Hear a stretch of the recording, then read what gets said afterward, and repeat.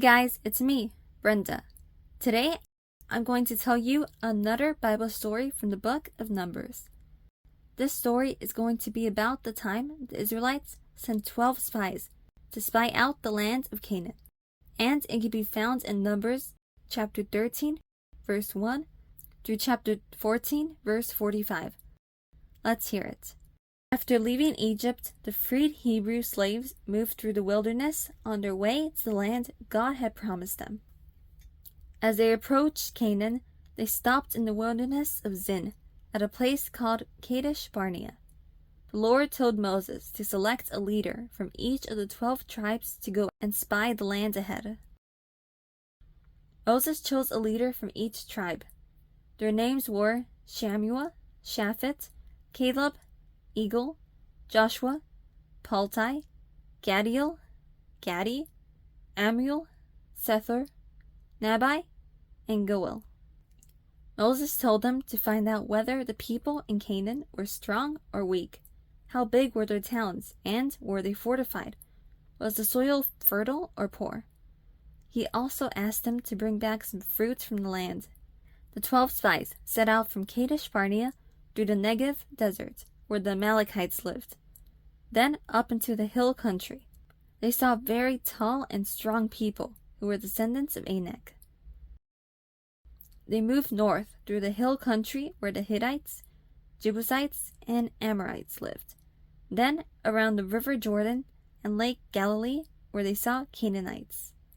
The towns and cities were large and well fortified. They went as far north as Rehob before turning back and retracing their steps. When they reached the valley of Eshcol, they cut off a branch bearing a single cluster of grapes. 2 of them carried it on a pole between them, along with some pomegranates and figs. After 40 days, they returned to their camp.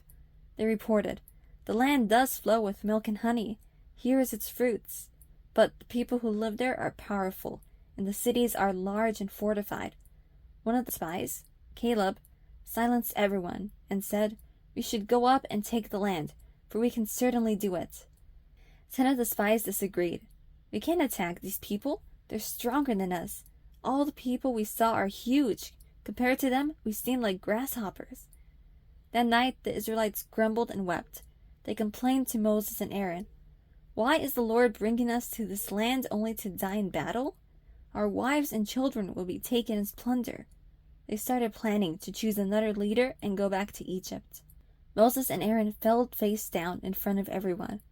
2 of the spies, Joshua and Caleb, stood up and said, "The land we explored is exceedingly good.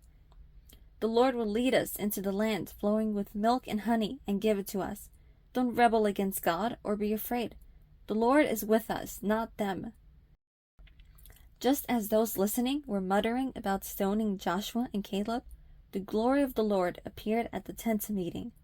The Lord told Moses, "How long will these people refuse to believe in me? In spite of all the miracles I performed among them, I will strike them down with a plague and destroy them, but I will make you into a stronger nation." God told Moses he would punish the rebellion by keeping them in the wilderness for 40 years.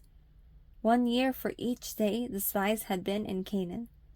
The 10 spies who brought a bad report died of a plague. Only Joshua and Caleb survived, the spies who trusted in God to keep his promises and give them the land. The rebellious people then changed their minds and decided to attack the Amalekites just north of their camp. Moses said, "Why are you disobeying the Lord's command? This will not succeed." But they went ahead. The Amalekites, helped by the Canaanites from the hill country, came down and attacked them and beat them into a swift retreat. For the next 40 years, the Israelites wandered around in the wilderness. All those who rebelled against God died.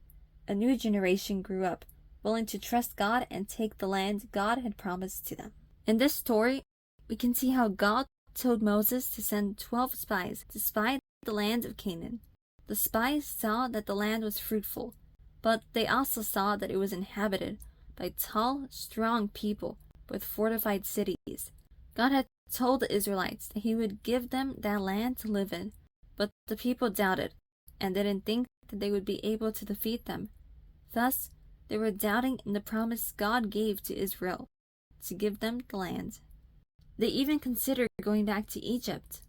Because of their disbelief, they were destined to wander aimlessly around the desert for 40 years. The lesson we can learn from this Bible story is to trust in God, no matter how difficult the situation may be. We must trust in His plans and obey Him completely. It doesn't matter what giants or obstacles there may be in your life. God is greater than all of those problems, and we must trust that God is in control of everything. Thanks for watching, and don't forget to like and subscribe. I'll see you guys next time. Bye!